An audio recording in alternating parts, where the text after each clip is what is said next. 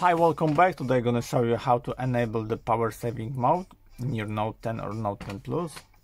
This operation, go to your upper bow here and you have the power mode here. Press it and you can choose the power saving mode. Restrict background data, turn off all display, limit computer speed, and you can apply if you wish.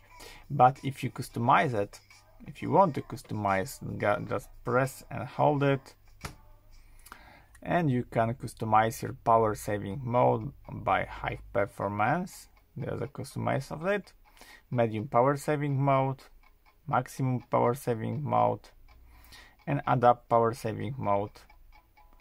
Automate based on your usage pattern to save the power if you don't need. And that's it. All of it gonna be hidden here.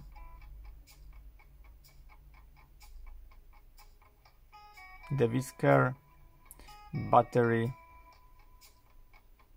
and you are the power mode here. You can choose it. You can see which application is more not saving of your power of your phone. And here you have a menu of settings about your power, and that's it. I hope the video is helpful for you. If yes, you can leave like, leave comment, and leave subscribe, and see you by next video. Hey!